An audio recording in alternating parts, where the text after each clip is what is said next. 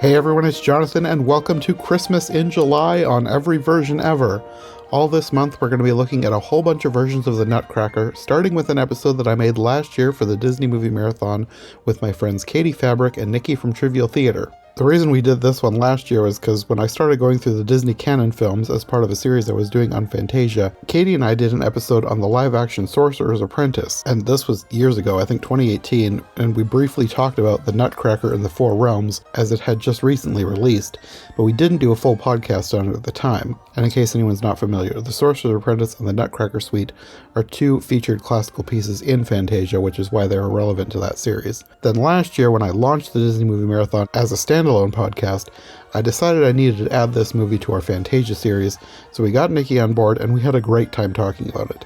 A lot more fun than we had actually watching it, but we'll get into that in the episode. At some point after that, I started thinking about more versions of the Nutcracker and thought maybe I should do a series on the story for the podcast, so that's what we're doing this month. We've got a bunch more versions coming, but I had to start by sharing the episode that started it all, so here's last year's podcast on the Nutcracker and the Four Realms with Katie and Nicki. All right.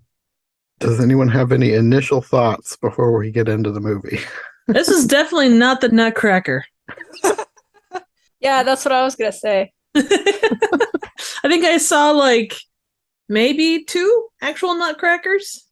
I remember watching one when I was a kid. I don't remember much of it, but I don't remember it being anything like this movie. No, I meant actual Nutcrackers in this movie. If you were to take the whole thing of this movie, it really should have been called Toy Soldiers, not Nutcracker. That's true. But yeah, I don't think that this was... I mean, they say it's based on the Nutcracker, the ballet, but I don't know how much they actually took from the ballet. Yeah. I mean, I think it sort of falls with Star Wars movies, you have Rogue One, say. Until a certain point, you don't have any characters that are specifically in the original trilogy that are in this, but it has allusions to people that are.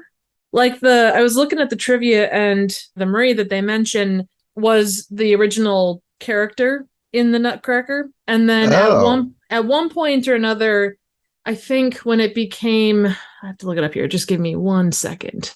So the mother was the girl from the ballet? Okay, Marie is the name of the heroine in E.T.A. Hoffman's original Nutcracker tale. She was renamed Clara in Alexander Dumas's adaptation on which the ballet is based.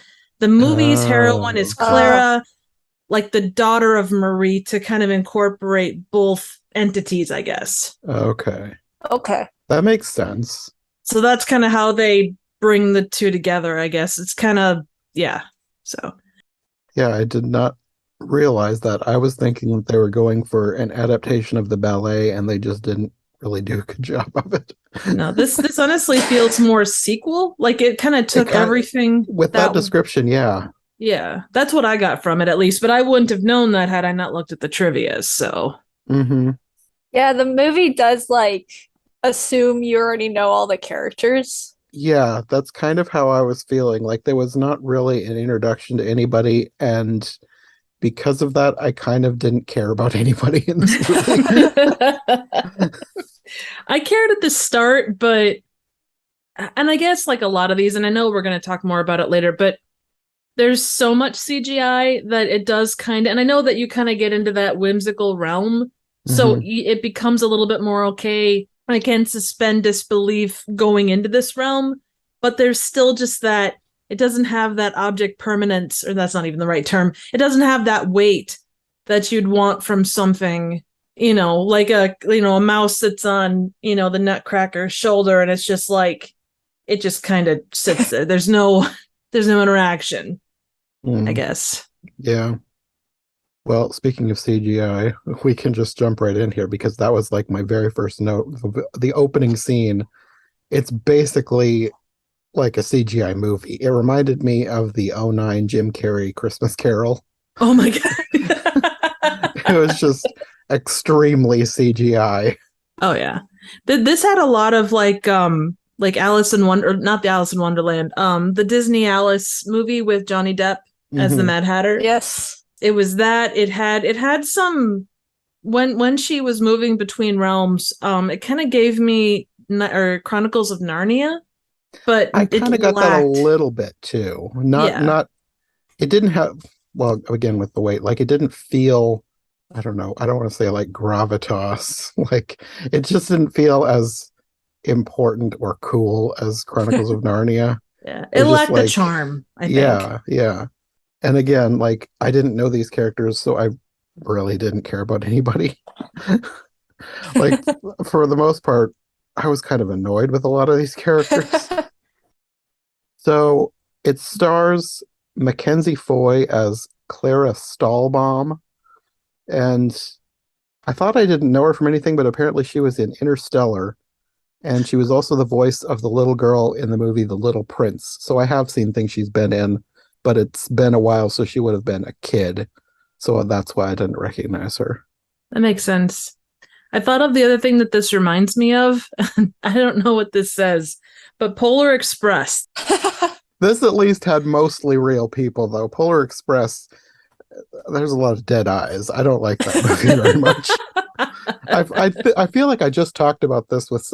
Oh, wait a minute. I probably did, because I just recorded a podcast a couple days ago about the new Pinocchio, which is Robert Zemeckis. Yeah. He did Polar Express, and I know he's done other things that are really good, but for me, he's just kind of synonymous with dead eyes in CGI.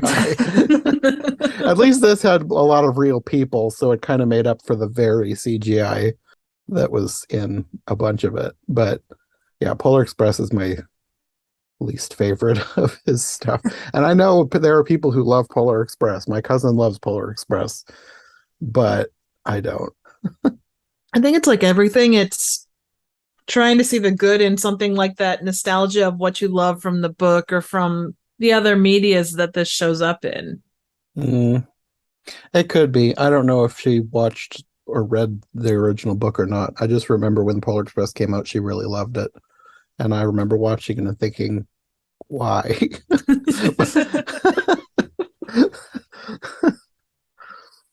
You also have Tom Sweet as her brother Fritz, and I didn't recognize him from anything. I'm not sure he had that long of an IMDb page. He's a kid, so he probably hasn't been in a whole lot for me to recognize him.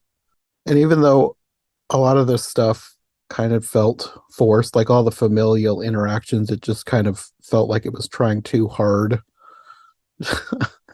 There was a couple things that I did like in here. Like I like Rube Goldberg machines, so that was kind of cool. And I loved her line when he asks if the mouse bites, because she caught a mouse with a Rube Goldberg machine. And she says, I suppose they do if you're horrid to them. That cracked me up. And it feels very like something you would say as a joke in Victorian England. Yeah. I like the word horrid. Well, I tell you, we definitely get some of those later on. Oh my goodness. Their father is Matthew McFadden, and I didn't recognize him, but I looked up stuff that he's been in, and the big thing that I recognized was he played Mr. Darcy in Pride and Prejudice with Keira Knightley, who is also in this movie later. And I haven't seen that yet, but it's on my list because hopefully next year I'm getting to Pride and Prejudice for every version ever. Nice. He's also in Death at a Funeral, that is an interesting but incredibly funny movie. Like it's kind of a dark comedy, but it is hilarious. He was also in Little Dorrit. And then her sister is Ellie Bamber. And I haven't seen her in anything, but she was in a version of Pride and Prejudice, the one that eventually we will talk about, Pride and Prejudice and Zombies. We talked about doing that ages ago. We'll get to it eventually. You know, I don't know if she's British or not, but I would think that if you are a British actor worth your salt, you will have shown up in some work of Dickens at some point in your life. Or sorry, some work of Dickens or Jane Austen in your life. Yes. Sorry, I had a brain fart for a second. I apologize. But yeah, like I said, all these interactions they have, they just seem like they're trying too hard to be emotional.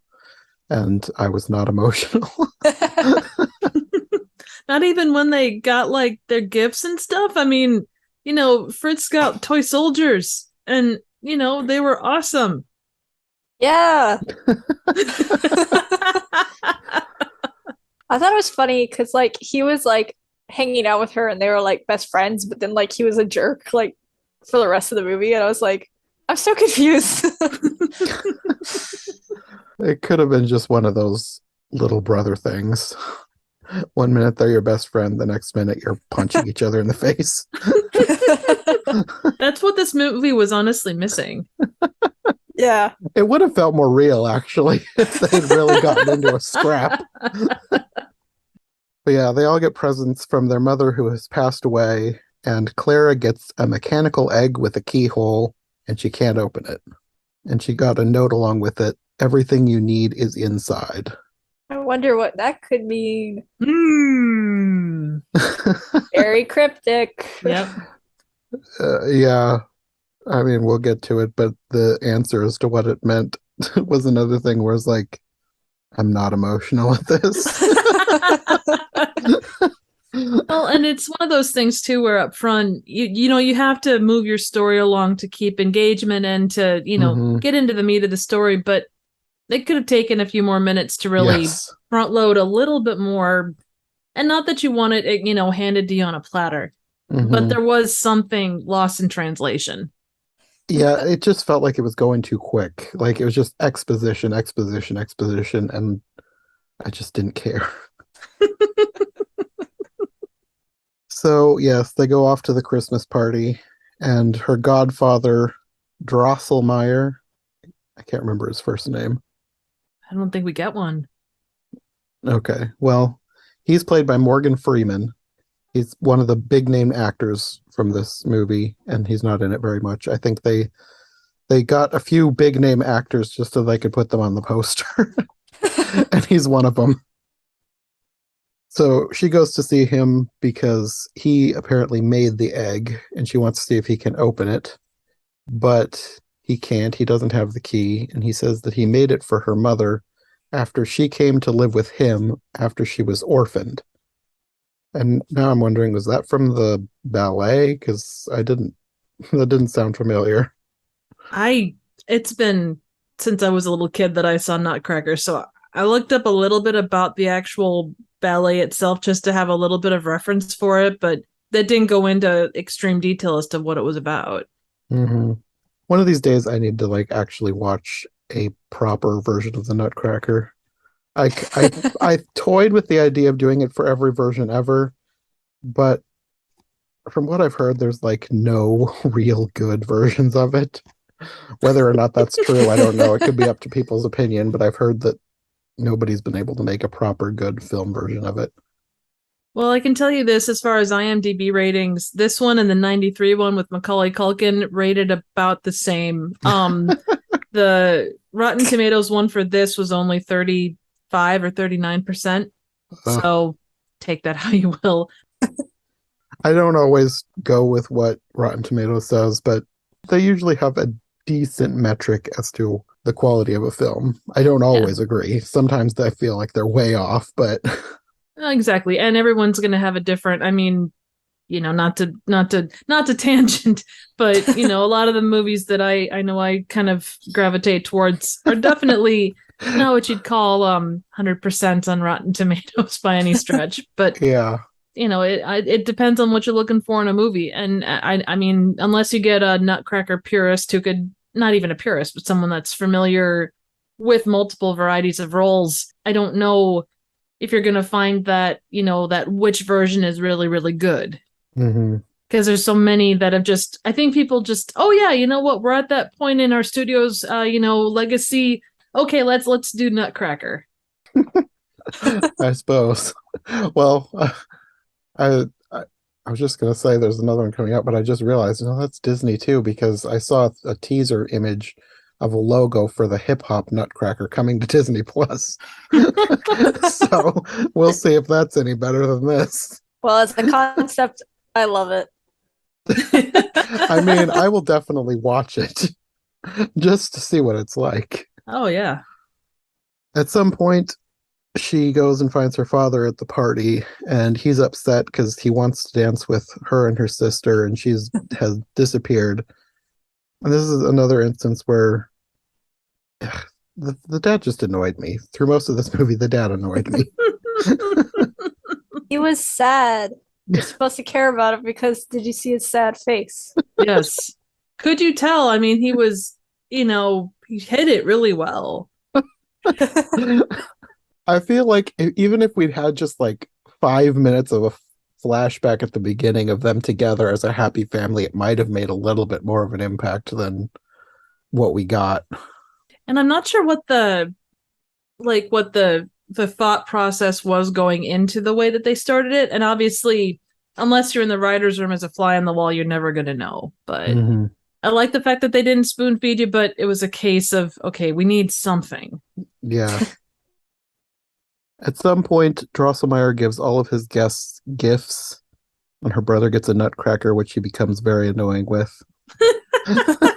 It's your boyfriend! I think that's supposed to be foreshadowing, because soon after this, she follows this string, and I'm not sure where the string came from. Like, did Drosselmeyer set it up? Was it left over from her mother? Did she imagine it? I don't know.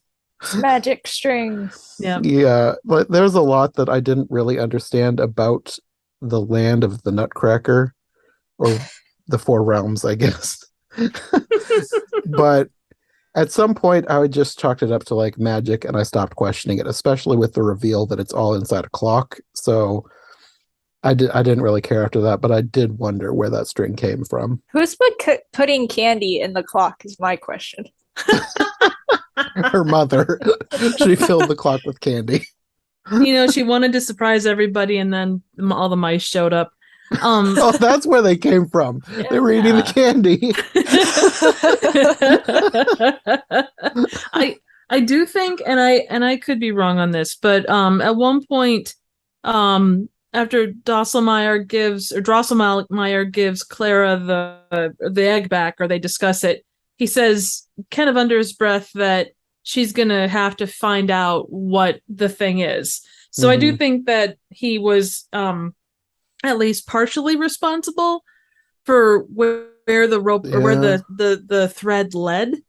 That could be, yeah. Because it leads to inside the clock in the middle of his house. There's the little figure of him that goes around with the clock. He seems like a semi-magical kind of guy. Yeah, it could be.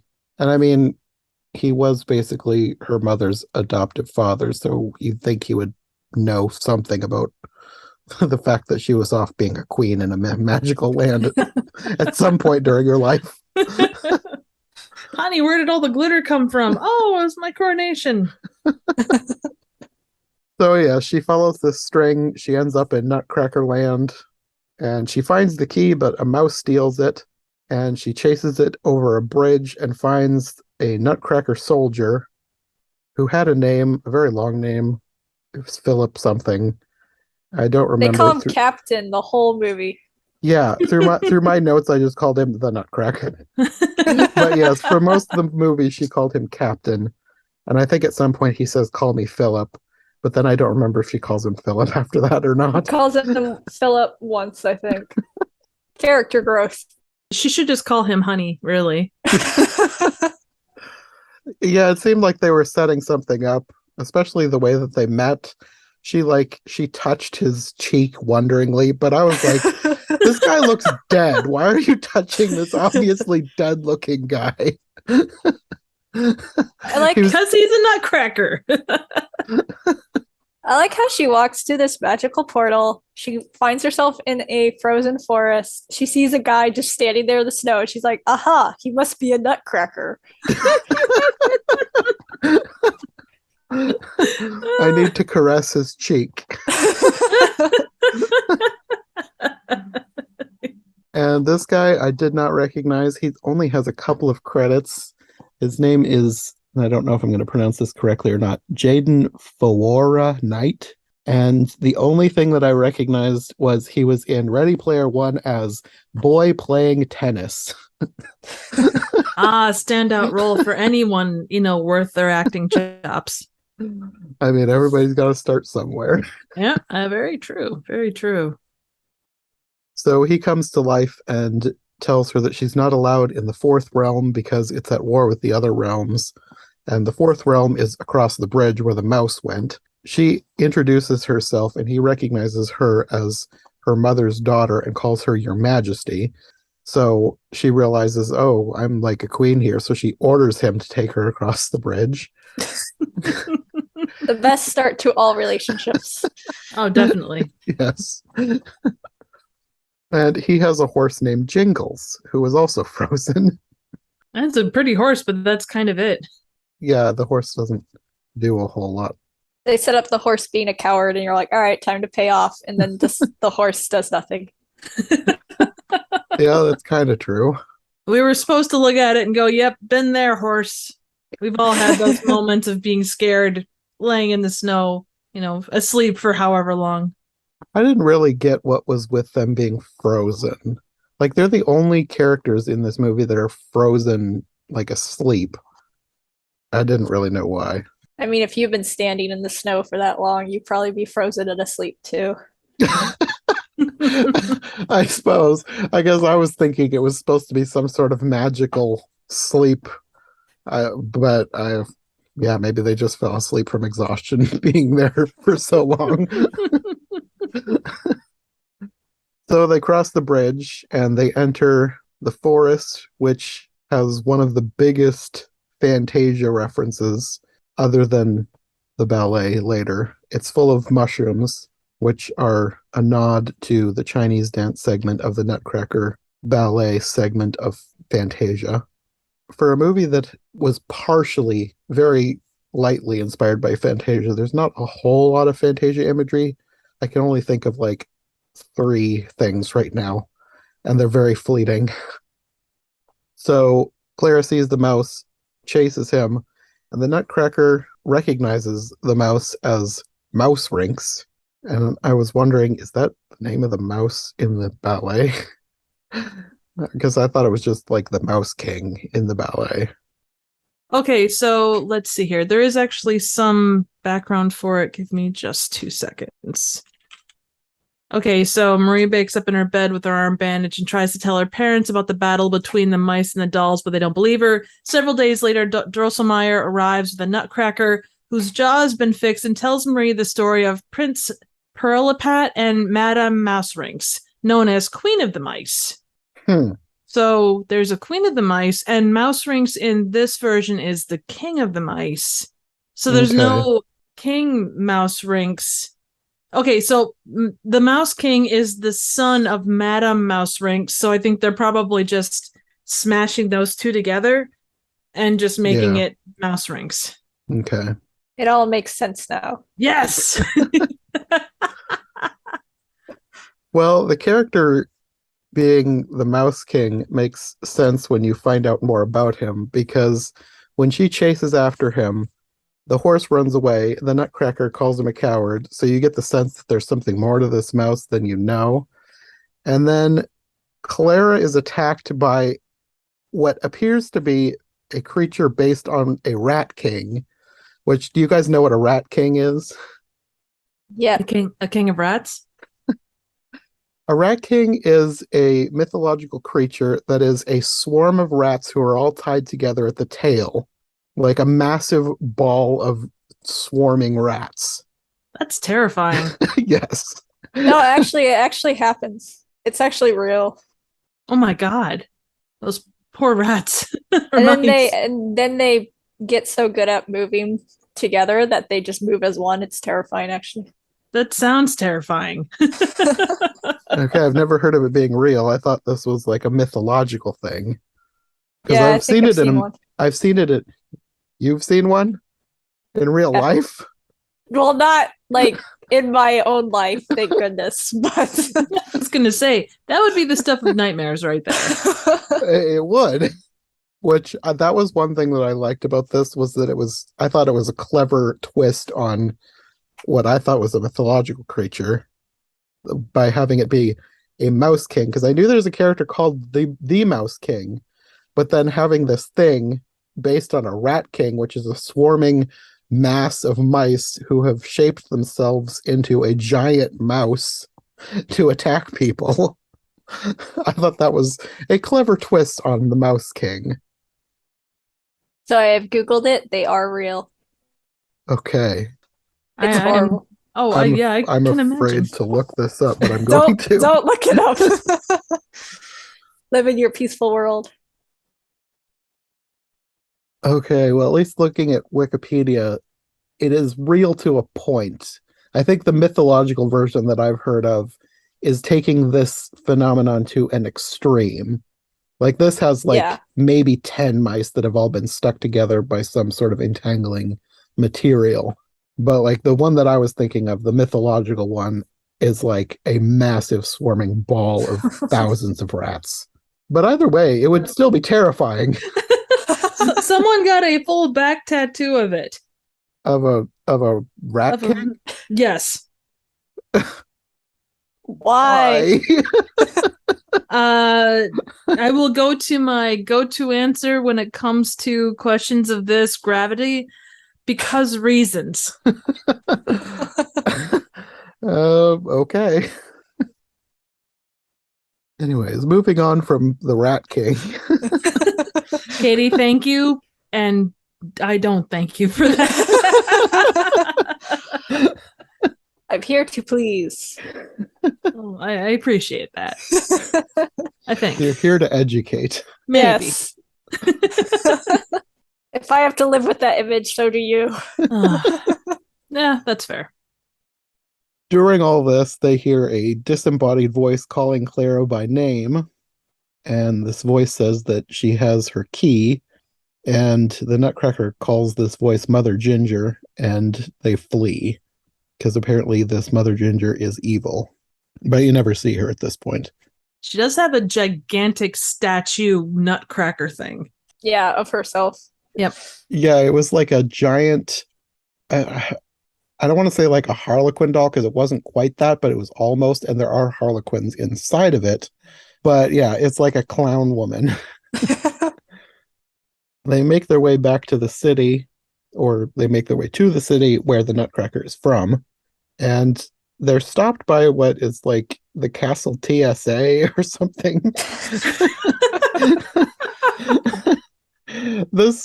I liked these characters, but they did not fit. They felt very out of place. These are played by two comedians, Jack Whitehall and, I'm not sure if I'm going to pronounce his name right, Omid Djalili. I don't know how to pronounce his last name, but I recognized him. He was in the 1999 Mummy. It almost felt like they were trying to do something like Pirates of the Caribbean. Like the two guys from that. Yeah, I could see that. But I didn't like them like I liked the characters in Pirates of the Caribbean. And one of them didn't have an eye that popped out. So I mean that really was a strike against him, really. Yeah. They get to the castle finally after answering all these guys' questions, and her mother's portrait is hanging there. She was the queen, and they're met by three regents named Hawthorne, Shiver, and the Sugar Plum Fairy. And these are played by Eugenio Derbez as Hawthorne, Richard E. Grant as Shiver, and Keira Knightley as the Sugar Plum Fairy. And of course, I recognize Keira Knightley and Richard E. Grant. I didn't recognize Eugenio Derbez, but he does a lot of voice work, either regional dubs of American films or as Hispanic characters in American media. So I recognized a lot of things he'd done, but I just didn't recognize him. And of course, Richard E. Grant, he's done a ton of stuff, but I know him as the great intelligence in Doctor Who. But he was also in Rise of Skywalker, and he was in A Series of Unfortunate Events as the man with the beard but no hair, and he played classic Loki in the Loki TV series. Oh, that was so good. His costume was strange. He had icicles all over him, and his fingers were icicles, which I didn't really care for. Yeah, I didn't recognize him. I didn't recognize him because I couldn't see his face. You really couldn't. I don't think I would have even known if I hadn't been looking up everybody as I made my notes. Well, don't you think too? It seemed like they were playing the three regents plus Mother Ginger as like the Four Seasons just by color palette, and like Shiver had all the icicles and stuff. Hawthorne had a very very, I'm thinking summer, like, you know, he had the kind of colors and such. Sugar Plum Fairy was obviously pink, like light pinks and purples, and then Mother Ginger was you know, kind of autumn colors. You're right. I didn't really even think of that because they're the regions of the Land of Flowers, the Land of Snowflakes, and the Land of Sweets, and then Mother Ginger was the regent of the Land of Amusement. So it's not quite seasons, and I was thinking of them more as like Adventure Time lands because you have lands like those in Adventure Time, like even the Land of Sweets. There's the Land of Candy in Adventure Time, but seasons make sense, especially with the color palettes. Yeah. And I'm sure that I mean, so many things took, you know, notes from the Nutcracker, including this movie. So it makes sense. Mm-hmm. But yeah, Keira Knightley as the Sugar Plum Fairy. Oh boy. This was I thought it was a bit strange. She had a very breathy, squeaky voice for most of it. And her hair looked like cotton candy. And at one point, she's like eating her own hair. Oh my God, that was so weird. It's just like the textures were completely off. But because I was thinking, like, how did, like, her hair is so unkempt. And then it's like, oh yeah, cotton candy. Duh. I liked how she pronounced banished because she said that Mother Ginger had been banished. That cracked me up. I don't know about you guys, but just the way that she kind of operated things, you kind of saw what was coming, at least to some extent, from quite a ways away. Oh yeah. I don't remember if I figured that out the very first time I saw this. Like, what I watched this several years ago. Like when it was in theaters, I watched it because I thought it was going to be great, and it wasn't. But and so I forgot most of the movie because it's kind of boring. I remembered that she was evil, but I don't remember if I figured that out the first time I watched it or not. She sounded like she was trying to be British, French, and Harley Quinn all at once. I didn't think of it that way, but she kind of was. Oh, that's an excellent evaluation of it too. So proud of you. I did see a review of this when I was looking through stuff, and I don't know if it's going to come up here. It was something like the idea that the Sugar Plum Fairy was evil would completely catch you off guard unless you watched, and they listed off a whole bunch of movies like Toy Story 3 and, you know, all these other movies where this seemingly sweet, well-intentioned person is like, you know, the bad guy. Yeah. I think the reason that I remembered easily that she was evil was because around that time Disney was just like making all their villains surprise villains. Yeah. Quote, it kind of got old after villains. a while. Yeah. I don't mind a surprise villain, but when you do it all the time, it's not a surprise anymore. Not really, no.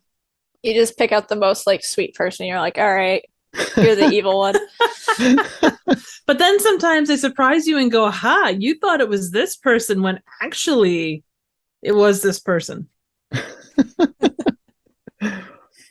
So these regents ask for news of Clara's mother, and they're horrified to hear that she's died. And she tells them everything that's going on, chasing the mouse to get the key back, Mother Ginger. Hawthorne says that she must never go back to the Land of Amusements, and then the others are upset that he actually said the name because apparently it's like Voldemort. You can't say the Land of Amusements. The land that shall not be named. Yeah, exactly. It is now known only as the Fourth Realm. The art is formerly known as ... The realm formerly known as. And they're all expecting her to take the throne immediately. And she wants to go back, but they tell her that time runs very different here. And they take her to a room that looks like the inner workings of a clock, because it is the inner workings of a clock. They are actually still at Drosselmeyer's palace or home or whatever he has. And they're just now very tiny. Their world is inside the clock. And they look out and everything around them is moving extremely slow. So their time runs much slower than it does in their world. Wow, how convenient. Yes. Never done before either. Another Chronicles of Narnia parallel there. Slightly, yes. Although I did like the fact that the clock was inside, like brought them back inside the house. Yeah, that was Like that was different than Narnia. But even with that, and you discussed this before, how you really didn't have a reason to give a large amount of care about what was going on. And I think that lack of, they tried to play up danger, but even at this point where they're talking about how dangerous this is, you never really get the reason as to the why. You don't ever feel like it. Part of that, I think, is because it was all a lie. True. That does not help. Yeah. So Sugar Plum gives Claire a makeover, and then she is presented to the kingdom, and they then go to a ballet, which is the next very obvious Fantasia allusion, especially the beginning with the conductor. It's just basically an exact recreation of the conductor and orchestra in Fantasia. The colors are a little different, but it's the most obvious nod to Fantasia is right there.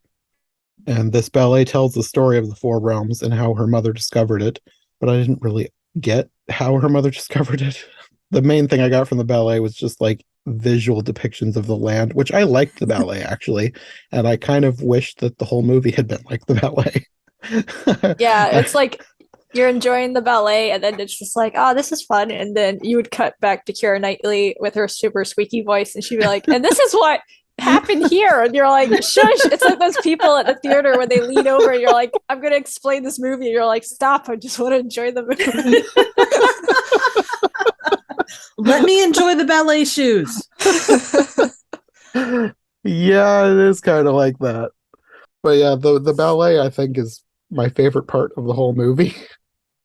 It really was really well done, and they had actual ballet dancers. It was led by Misty Copeland, who is apparently a ballet prodigy.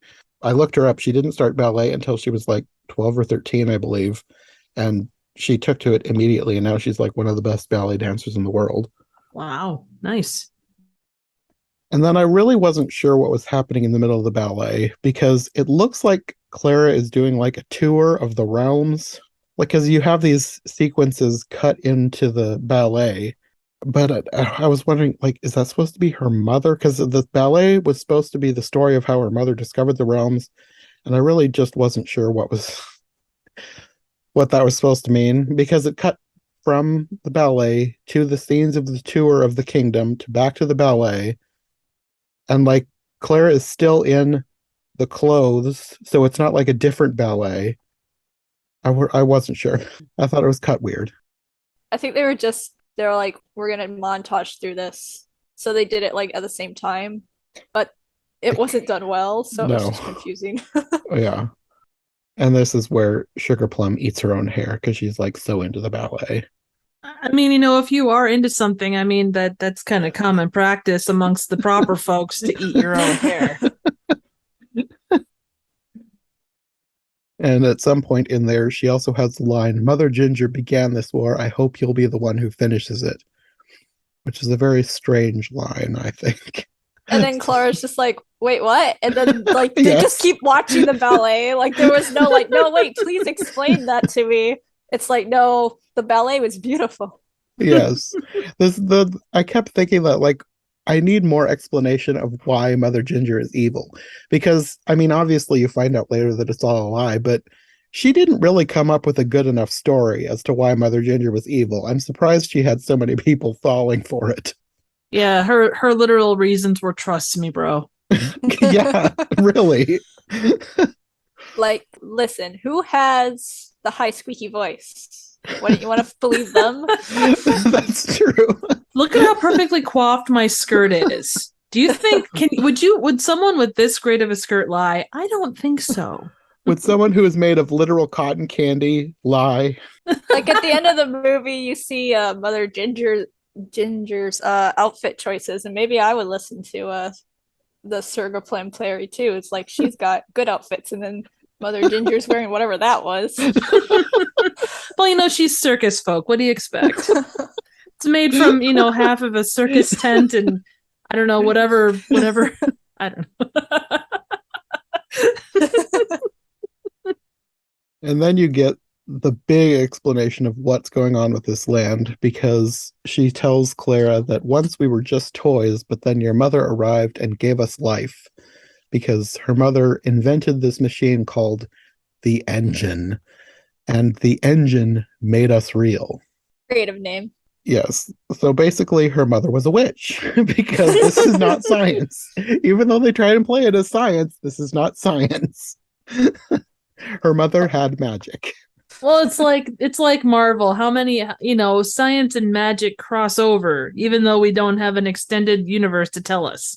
That is very true, but they really played up the science thing in this by having Clara interested in science and making inventions, and then her mother had been doing inventions.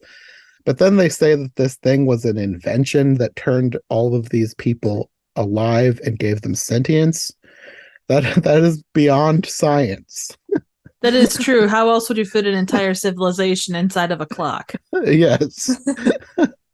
They should have just said that it was magic instead of trying to pretend it's science. So apparently this engine is the only way that they can defend themselves from Mother Ginger. And she wants to create an army with this engine. But without the key from that egg, which is the same key to run the engine, they can't start it. So they have to go back to find Mother Ginger and get the key from her. I'm good. All I want is an army. Nothing suspicious here. Exactly. An army that only answers to me because I gave them life. Yes. And I know we're going to get to that, but some of her verbiage in talking about that toy army, it was kind of weird for a kid movie. Oh, yeah. There's a lot of things about her that were kind of weird, but... That is true. But do you start or end with the fact that she ate her own hair? It starts with that and only gets weirder. True. So the next day, Clara dresses up like a soldier to lead a battalion of soldiers into the Fourth Realm. And all the soldiers are like freaking out because the Fourth Realm is covered in fog and nobody wants to go in. And she's like yelling at them, and she goes on ahead of them. And then they start getting sucked into the ground. So like they were right to be afraid. And the reason that they're getting sucked into the ground is because these mice are all swarming under the ground and digging holes and yanking people to their death. For kids. Yep. Yeah. At least I'm assuming that they died. It's okay, though. They're cute. Oh, they're adorable. The mice are cute when you see their faces. Until then they turn into a giant swarm and then they're not so cute anymore. Not particularly. When I was looking up some stuff on the movie yesterday, I saw a quote. I think it was from Mackenzie Foy. She said something like, when she saw the first cut of the movie, she almost threw up because of the mice. The swarm of mice. Oh, gosh. So Claire also gets sucked into the ground, and the captain goes after her. So, if I may intervene for a second, that's the first time you've mentioned the Nutcracker since the bridge scene. That's true. I mean, he kind of was in here, but I don't remember if he did anything worth noting. He does nothing. She orders him to stay with him. He's like, I'm going to go back. And she's like, no, I'm going to force you here because I guess I'm also forced here, so you have to suffer with me. Yeah. But like you said, he didn't really do anything. Like, I did not have him in my notes at all until this point. But yeah, he was there. He just wasn't there. The title character, everyone. Yeah, really. This is like the least important title character of most movies. I'm sure there are others, but I can't think of any right now. He's the title character, and he's not the star of the movie. But she gets taken to Mother Ginger, who lives in a giant automaton clown woman thing that's like a circus tent with a clown on top that's supposed to be herself. I mean, respect. Yeah. She gets tossed inside and finds a troop of Russian nesting clowns. That is actually kind of cool. I did like how weird that was. Like all the stuff that I liked, most of it had to do with clowns. I like clowns for the reason that everyone else hates them, because they're weird and kind of creepy. I like that about clowns.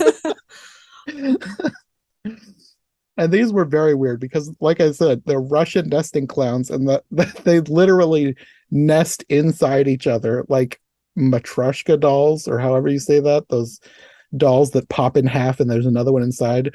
Except these are alive, which I don't know how that works, but it works for them.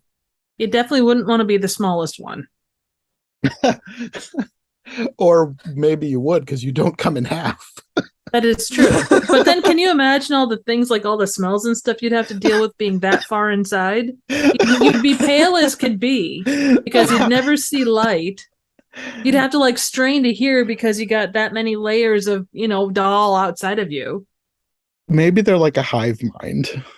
That is true. That is true. They kind of looked like a hive mind. They kind of acted like one too. They all were very in sync. Anyways, inside this giant automaton thing, she's brought up to Mother Ginger, who is played by Dame Helen Mirren, another giant name for this movie. And I liked her design. I liked that she had a cracked face. I liked her for the reasons that I like clowns. She was kind of weird and slightly creepy.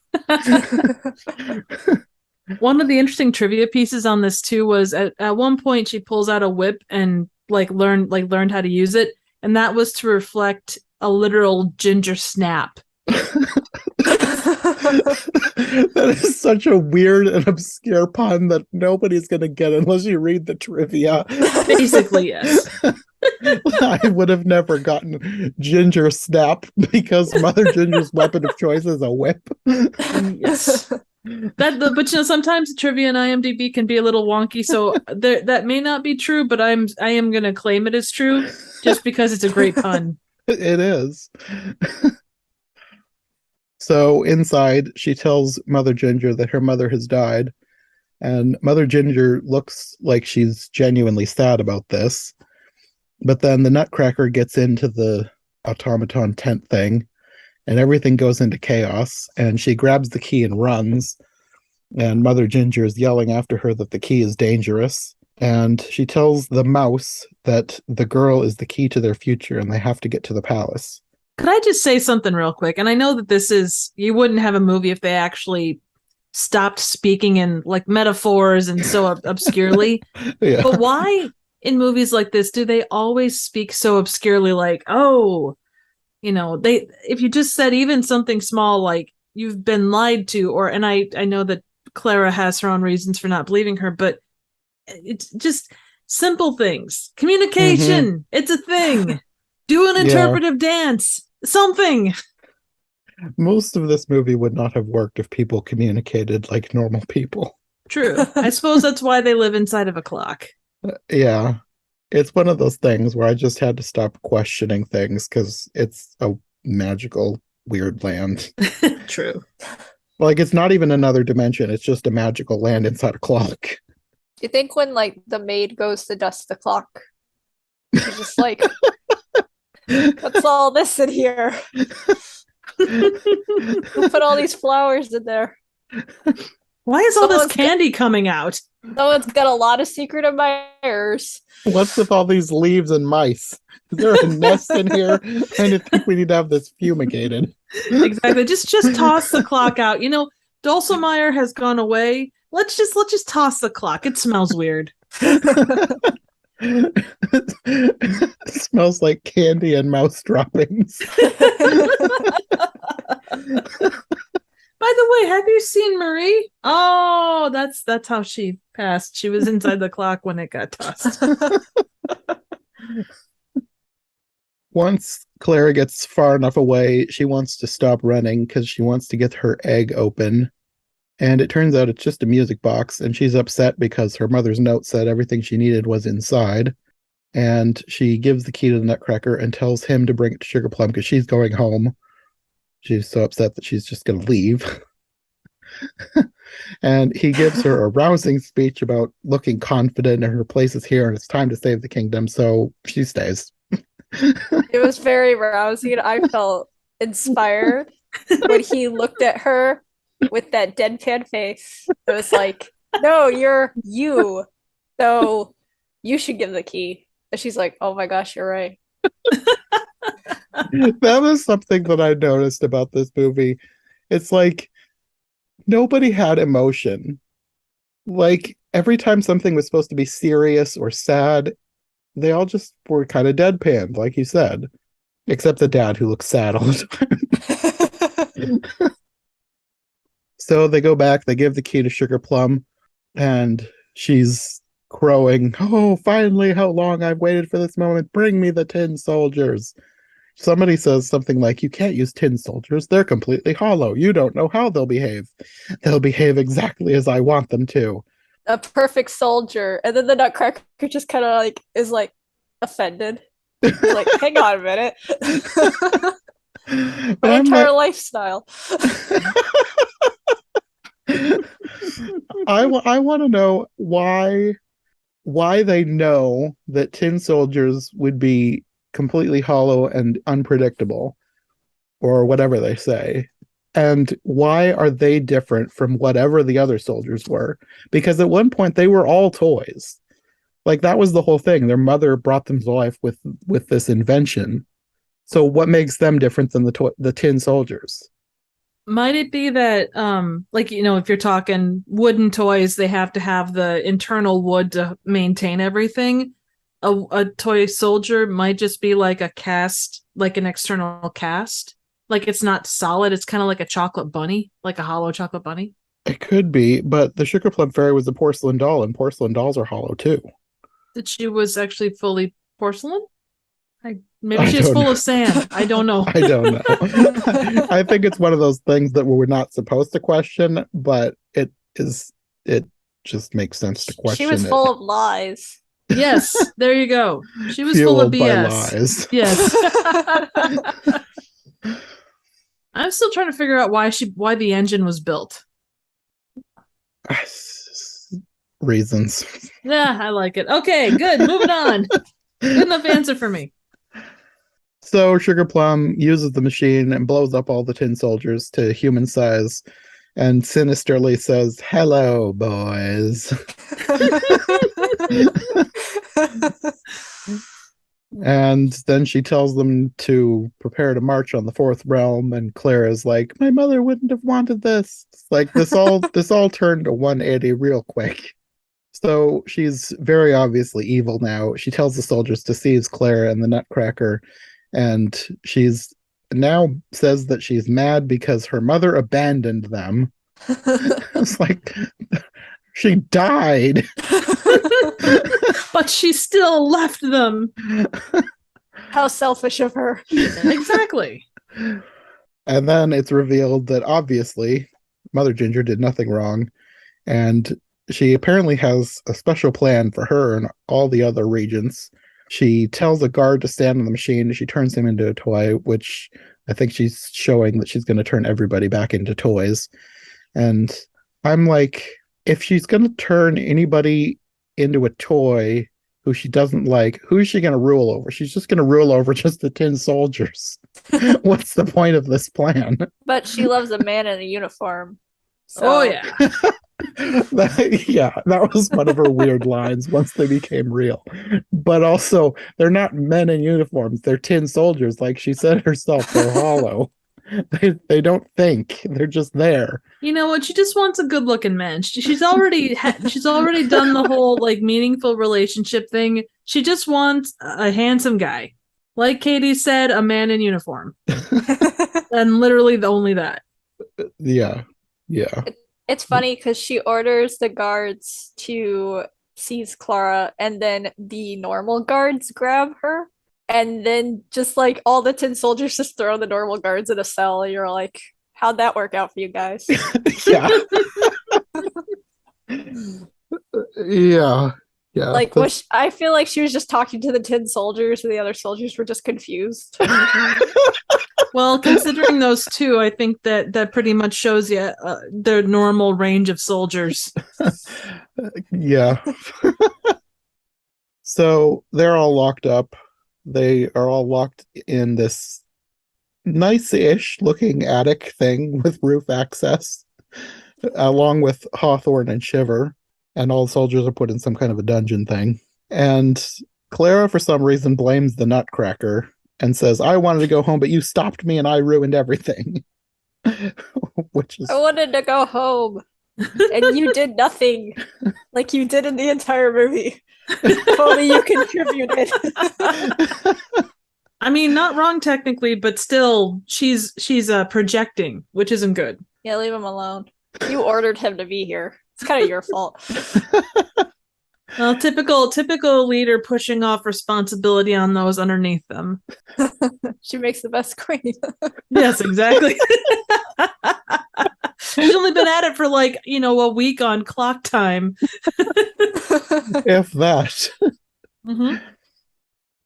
But this blaming him attitude doesn't last very long, because she opens the music box again and sees that they're a mirror, and it's like, everything you need is inside. It's me. And then she apologizes and says it's all her fault and she's going to fix it. So that didn't last very long. I kind of wanted a scene where they're fighting the tin soldiers, and then she drops the egg and it pops open, and he picks it up and looks at himself, and he's like, it's all inside me, and then they turn and turn good. But that didn't happen. I mean, it would have made as much sense as some of the other things that happened in the movie. So they get a rope and escape off the roof and sneak back inside. Well, the mouse shows up again. He wants them to follow him. They go down a sewer. And the sewer leads out of the other side of the castle, which is where a bunch of water wheels are turning in a waterfall. And she uses one of those water wheels to get under the castle back into the room with the engine. The Nutcracker doesn't go with him. He goes with the mouse to go find Mother Ginger. And he is met by the nesting clowns. And he walks the whole way. If only he had a more convenient mode of transport. Like a coward horse? What happened to Jingles? But he gets to Mother Ginger, and she says that they need to draw Sugar Plum to them. And the camera pans meaningfully up her giant automaton woman. And back inside the engine room, Clara distracts the tin soldiers with a clockwork mouse while she goes to shut down the machine. Outside, the automaton woman has made her way towards the castle, and she's now fighting all the tin soldiers. And she's like bashing them with a tree that she yanked out of the ground. And they're like crawling up her, and she's like falling like King Kong. She moves pretty well for being stationary for what can be assumed to be a rather long time. Yeah. Well, she must have been keeping her oiled. Just every day she climbs up the outside of the giant automaton woman and oils all the joints. Someday our time will come. Exactly. And while all this is happening, the clowns have rolled into town. And when the giant automaton woman falls down, the Nutcracker comes out, and the Sugar Plum Fairy is demanding to know where Mother Ginger is. But apparently she was inside the nesting clowns. So I'm surprised she didn't like barf when she got out, because those things were rolling around real fast. Maybe there's gyroscopics inside the clowns. Okay, I can buy that. Okay, good. Yeah, and then she's inside fighting them with a whip. Like you said, the ginger snap. They should have made that more obvious, and she'd have been like, I call this move the ginger snap. I would have laughed. Like, that would have been genuinely so corny. It was hilarious. Like, I feel like that's what this movie was lacking, like genuine like corn. I mean, I think that would have actually improved it. because, like, for the most part, I was kind of bored through this movie, and some corn would have really livened things up. At the very least, it would have given my eyes exercise from rolling. That is true. But that's one thing about this, and I guess in my limited experience with the Nutcracker, I think that the Nutcracker is such a respected thing to try and take it in that direction of funny. You'd get those people that would be like, oh, well, how dare you make fun of such a classic story? True, but I don't think that those kinds of people are going to be watching Disney's CGI Fest version with a giant mouse king that's made of actual mice. I'm not going to disagree with you on that, but they would still be the ones. I mean, look at any movie, any property that's come out, and the people that are the most, the ones that are most vocal about it are the ones that, they're the ones that would probably never see it to start with. They probably have their favorite version, on replay that they watch once a week or whatever it might be. Yes. But I mean, that would be my thought on it. That is very true. One other kind of funny thing, they put a Willem scream in this movie. Yeah. I must have missed it. One of the soldiers falls through one of the holes that the mice create. And it's I mean, that would be the way. That would be the place to put one of those. I mean, if you're gonna have a Wilhelm scream, then put it when the soldier is sucked into a mouse vortex. Oh, definitely. I mean, that is a traditional place for it to go.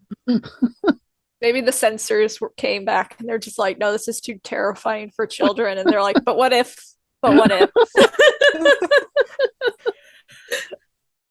So, yeah, there's a giant battle and a lot of horny dialogue, and the Sugar Plum Fairy is yelling about her mother leaving her and leaving Clara as well.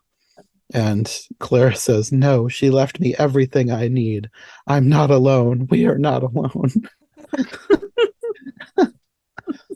And she's going to zap Mother Ginger in the machine to turn her back into a doll. But Clara has rigged the machine, so it turns on her instead. And she screams and turns into a porcelain doll, and all the soldiers fall dead for some reason. Yeah, the evil death ray. Like, yes. Like it slowly moves upward. She's like, oh no. And then you like pan back to the slow movie death ray. She's like, no, not me. And you're like, just like, I don't know, you have like many options here. You can jump off the platform. She can literally fly up in the air and zoom out the window. No, I guess she just saw her time had come. She accepted her fate. But yeah, she's defeated. Everyone's defeated. Yeah, like all the tin soldiers, it's like in the prequel Star Wars where they destroyed the mothership and so all the droids just fall over. Except it made more sense in Star Wars. I wasn't really sure why all of these soldiers fell over, because they weren't like... The mothership has been destroyed. Her signal stopped going out. Okay. I suppose, like genuinely, since she brought them to life, like they obeyed her. My assumption then why didn't the entire village or the entire civilization collapse because her mother died? Because her mother brought all them to life. I'm gonna go with the reason that I always go to in grave matters such as this, because reasons.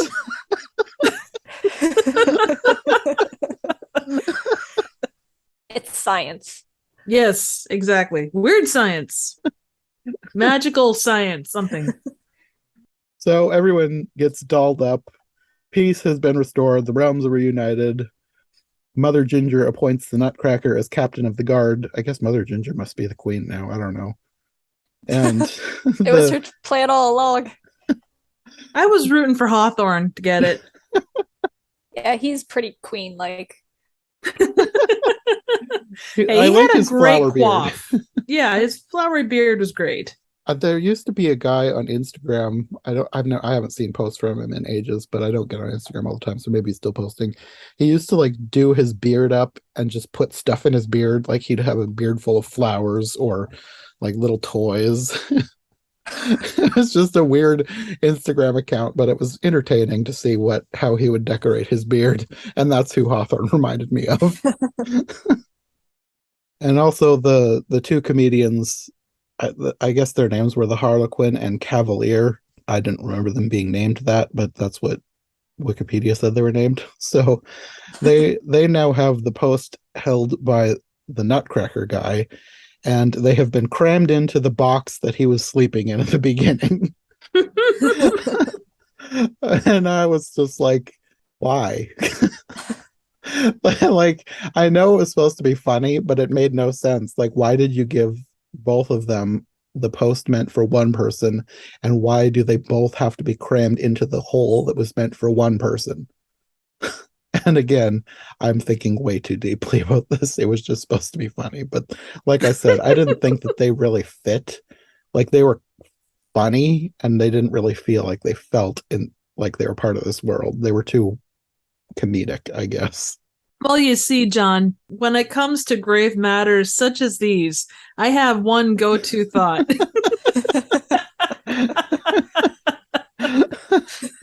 Because reasons. Yes. That explains everything. Oh, yeah. Maybe not this. Now that I think about it. So they have a sappy goodbye, and Claire goes home. And this is one of my biggest questions about this movie, and it's the dumbest question, and it's not one that I don't think that anyone ever thought of. She sees Drosselmeyer, and they have this conversation about her mother, and he says that he one time asked her mother what her greatest creation was, and it was her. And I was like, what about her other kids? Exactly. Well, She had Clara 3 is children. special. Clara is special. The other two, whatever. You know, she was the most like her mother, thus the best. Like, you just know that Morgan Freeman ruined the other kids' lives because she's going to hold that over her siblings' heads forever. Oh, totally. I'm mother's best creation. She said so. She liked me the best. Bow to me, you plebeians. Like she goes and dances with her father, and they're like, "Can we join?" And it's like, no. They just kind of watch from the side. I'm mother's greatest creation, and I say no. Well, and I'm thinking that she's probably middle child too, because obviously Fritz looked younger and Louise looked relatively older. Yeah, she's like, I peaked. Yep. Then I had your brother, who has a weird obsession with nutcrackers. Yeah.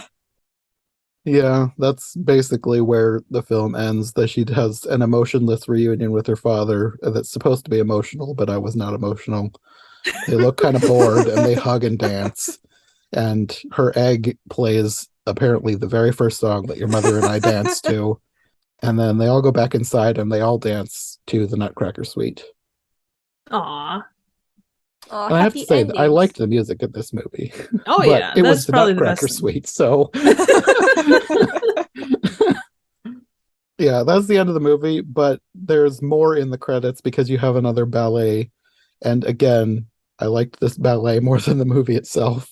Right, it was like the best part. I was Yeah, you get some more Fantasia nods with the colors and the conductor, and it's just, I really liked the ballet scenes.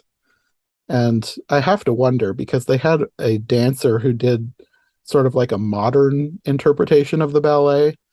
I think, I couldn't find out for sure, but there was somebody credited called Charles Lil Buck Riley, who was credited as the Mouse King, but like motion capture, but he's also a dancer. So I think that might have been the person who was dancing during the end credits, not the one that was dancing with Misty Copeland, the other guy who had like a more modern dance style, and he didn't wear the dance tights. He had like pants. I think that guy, I think that's who that was. And I'm wondering if he's going to be the star of this new hip hop Nutcracker. Quite possibly. He'd better. I also thought it was interesting that over the end credits, you have Lang Lang on piano, and Andrea Bocelli and his son Matteo doing the music over the end credits, which I thought that was kind of cool that they had like actual classical talented opera and piano musicians doing the music. And again, that I liked that better than the whole movie. Like over the end credits, like this is great. I want more of this. And the visuals on the end credits were very pretty too. Yes. Yeah.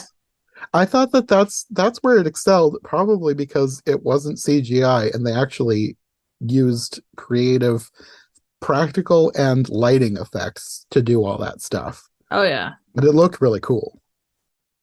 Yeah, that's the Nutcracker and the Four Realms. And the moral of the story was Don't lose a key to a mouse. Don't listen to people who eat their own hair. Dad is sad. Oh, if you are the titular character of a movie, book, whatever kind of media, you best not be outshowed by some random chick named Clara.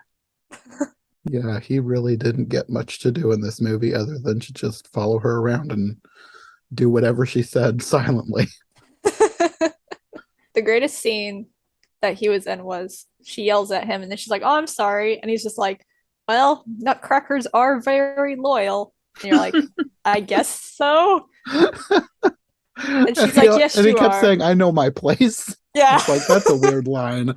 This is weird. A funny thing is, I went to go look after I watched the movie. I was like, I wonder if they sold a ton of like mouse plushes because the mouse was just there to be cute. And I'm just like, is that like a thing? They wanted the kids all to go buy their mouse plush. And like, they don't have them. They only made like 6 toys. And most of them are just different outfits of Clara's and like a few sugar plum fairies. And then there are no no nutcrackers. You cannot buy a nutcracker anything.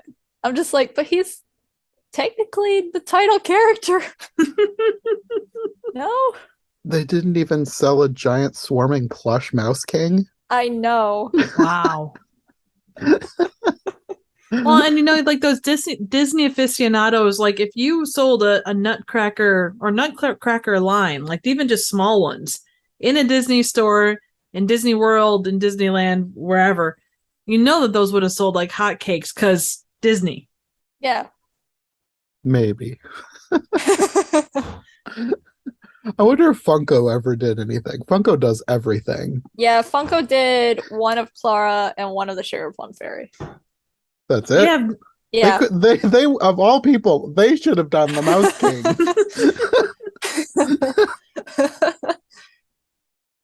Well, does anybody have any final thoughts on the Nutcracker and the Four Realms? It left me never wanting to try a sugar plum. I don't think I've ever had a sugar plum. I've had a plum, but not whatever a sugar plum is. I'm going to guess that whatever it is, it tastes like cotton candy and hate.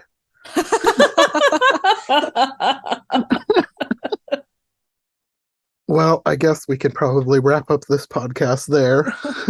Do you guys want to let people know where they can find you if they want more from you? Nikki? You can find me on YouTube at Trivial Theater. I do a vast array of random, obscure, and straight up bad movie reviews. Also collabs with other people talking about different movies.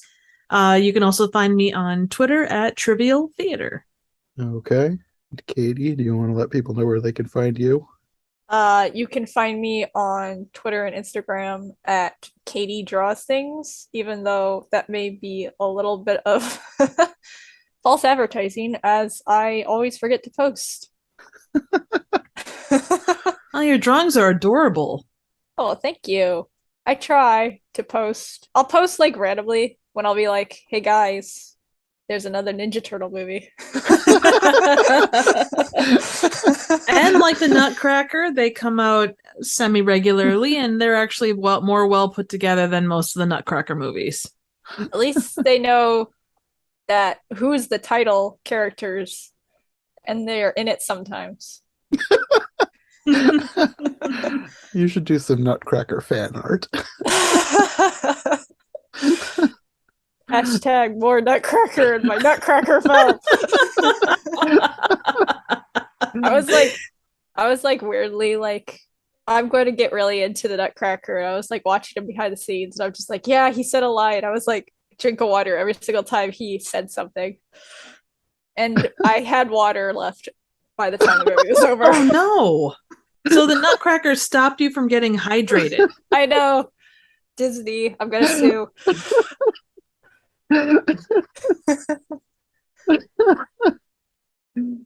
Oh, wow. There was like a scene, and like they were expositioning about how she was gonna go find the key, and he's just like, "You're gonna go where?" Like in the background, he would just like put his 10 cents in. And he's just like, "But it's crazy." And you're just like, "Thank you for your great input, Nutcracker." It's dangerous over there. Yeah, you said that. Thanks. And he just like shook his head disapprovingly, and you're like, "Thank you, thank you, Captain Philip." Well, as I figured, it was a lot more fun talking about the movie than it was when I watched it. So it's par for the course then, is what you're saying. Yes. Which, I mean, I figured that was what was going to happen, which is why I wanted you guys on here, because Aw. it was... I figured that if I'm going to watch this movie that I thought I remembered being boring, and I remembered correctly, then I wanted at least the podcast to be fun. So, thanks for joining me. We will have to have you back again sometime. So, we will see you soon. It's always a pleasure. Yeah. Woohoo.